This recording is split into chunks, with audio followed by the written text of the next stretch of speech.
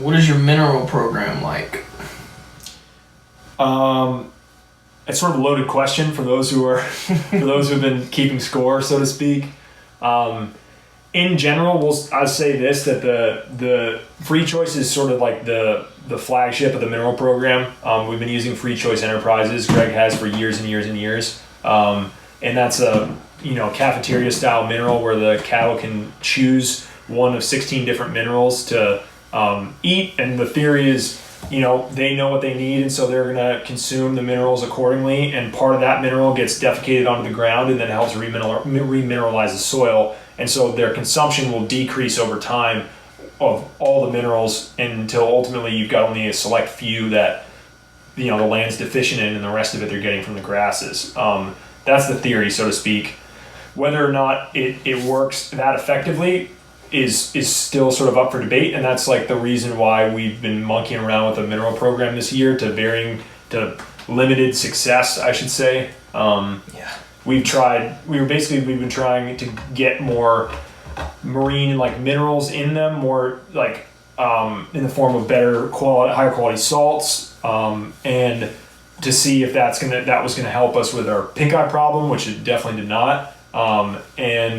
And then a little use of some apple cider vinegar, which they enjoyed, but it did, the whole system really didn't we didn't see a big result, and that could have been our fault for not sticking with it long enough before we changed it up.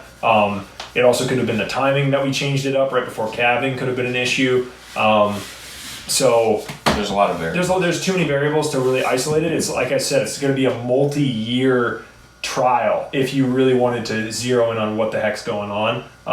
But I'd say that from the track record, Free Choice probably would be the if you were to say gun to the head, what's your mineral program? You know what I mean? It's Free Choice Enterprises with some offshoots into some other experimental mineral stuff. But and the sheep, Greg used to give salt to only, but as of 2 years ago, they have their own Free Choice feeder, which we modified so it doesn't kill baby lambs.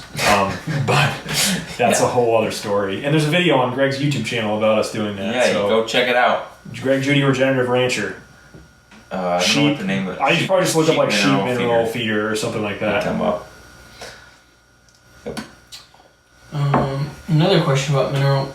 Is a 50-pound mineral lake block sufficient, or do I need to add more minerals? Which brand do you recommend, and where can I acquire? There's a lot of questions. It depends on how many animals and how many head. It's how and often. What is it? Is it 50 head of sheep? Is there 50 pounds for sheep? Is it for cattle? I'm assuming it's cattle. But it just the more head you have, the sooner you're gonna have to replace it. Yeah. We'll give the cattle 50 pounds of salt at a time or whatever. Yeah. If we were when we were doing the vinegar deal. Yep. It's 50 pounds of salt with a little bit of apple cider vinegar. Yep. I think if I was starting out,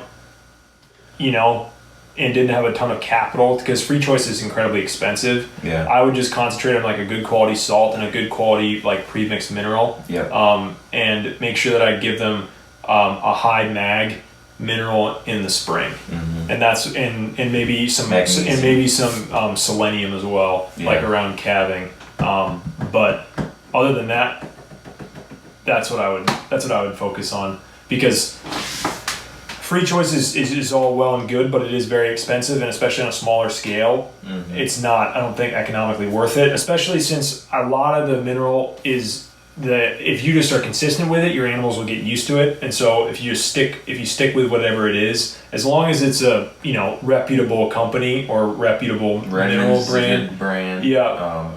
There's another one. Purina makes a ton of stuff, but it doesn't really matter what it is, but as long as there's a lot of vouching for it, and people in the area are using it and having good results, and there's no complaints or whatever, and it'd be better also if it was mostly made not in China, and that's not a knock on anything to do with China itself, but it's more that cheaper or cost reduced mineral sourcing. There can be a lot of tainting going on with cadmium and other sort of stuff. So if you can find a more reputable source for the mineral, sometimes that can help. But other than that, just get a reputable brand, premixed mineral, high mag and selenium in the spring / during calving, and good quality salt. That's what Maybe that's what I say. Yeah, C90, like Canopolis, like in Kansas, like Independent Salt or whatever. Like that stuff's also pretty good. Redmond's, also good stuff. Something with a lot of trace minerals in it is what you're looking for. Yeah.